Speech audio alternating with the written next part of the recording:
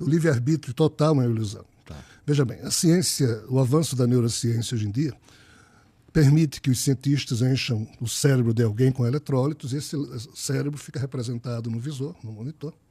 E na hora em que a pessoa vai falar alguma coisa, tudo que acontece no cérebro aparece ali, os cientistas filmam. Então, o que é que se descobriu muito recentemente? Que antes de um ser humano falar, o cérebro dele se acende. Então, a conclusão é 0,5 segundos antes da palavra sair aqui pela boca, o cérebro já se acendeu. Dependendo da palavra, do que for, do que seja, da atitude humana, são várias partes do cérebro que se acendem.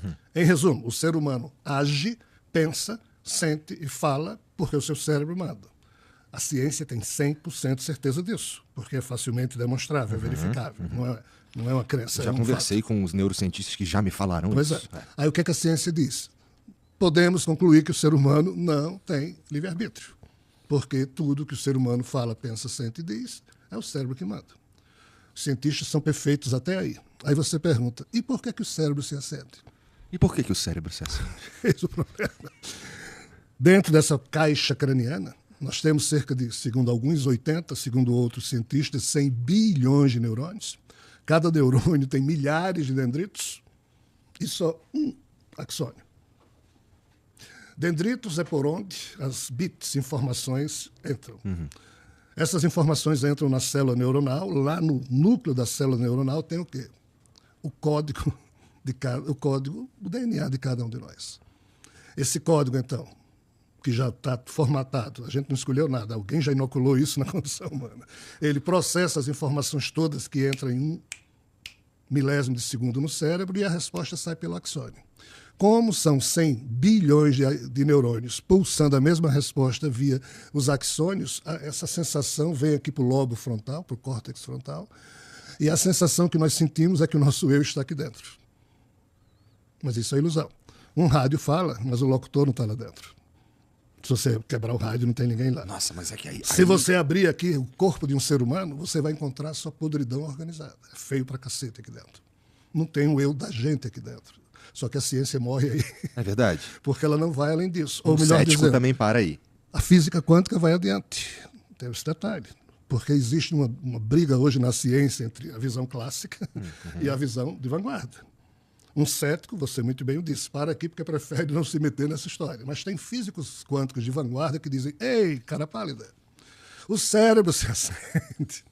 Porque no âmbito do que nós chamamos faixa de realidade na qual vivemos, isso é o que a gente percebe, mas existe uma outra realidade não física onde há um observador.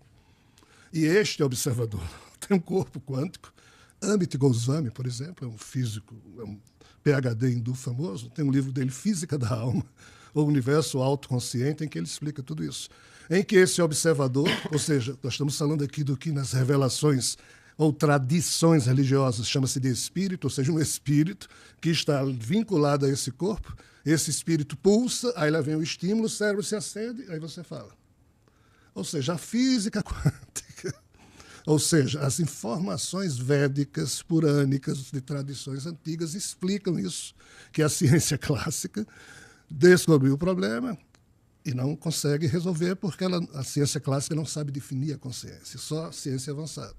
A ciência clássica diz que nós não temos livre-arbítrio, mas aqui que tem um problema. Temos. Não o tempo todo.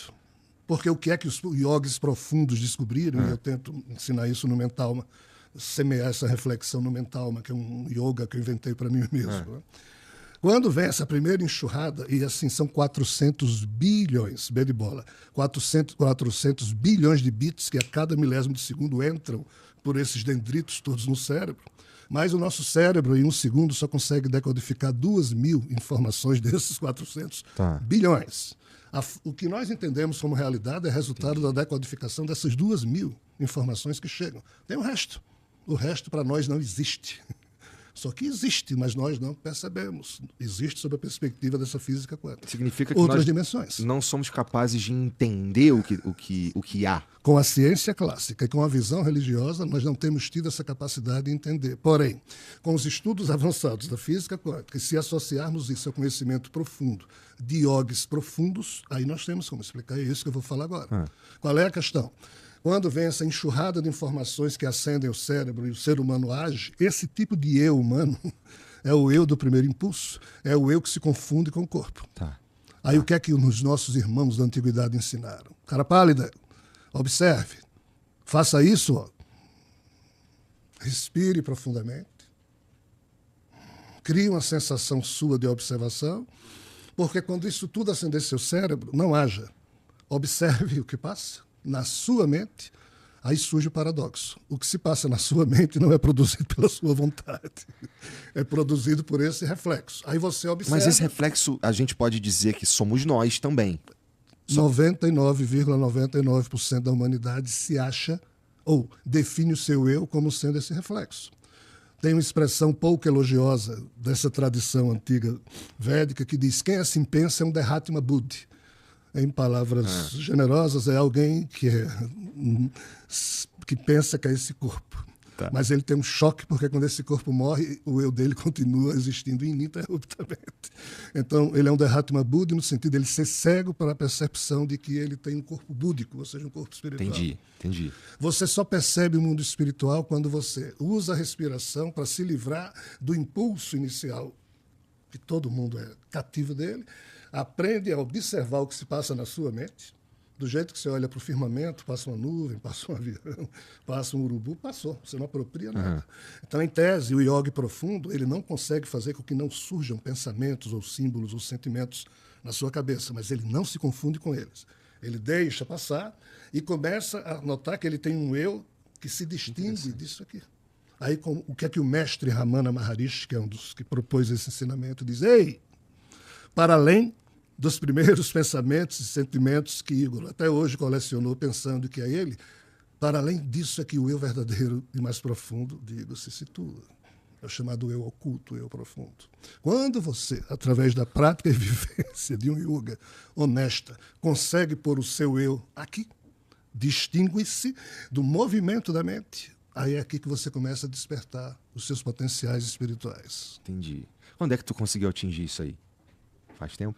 O espírito que me anima vem treinando os eus que ele produz em várias vidas. Eu sou apenas mais um. Então tu chegou aqui meio já facilitada. Sim, então de fato eu sou dono do meu pensamento objetivo. Ninguém precisa acreditar, porque eu já sei fazer isso, entre aspas, facilmente, e o espírito que me anima já sabia fazer isso. Então Ramana Maharishi é um mestre que ensina a gente a fazer isso. Quando você faz isso, você tem um livre-arbítrio, porque nesse ponto você não sou mais influenciado movido pelo que me anima. Isso, você é influenciado pelo que você é.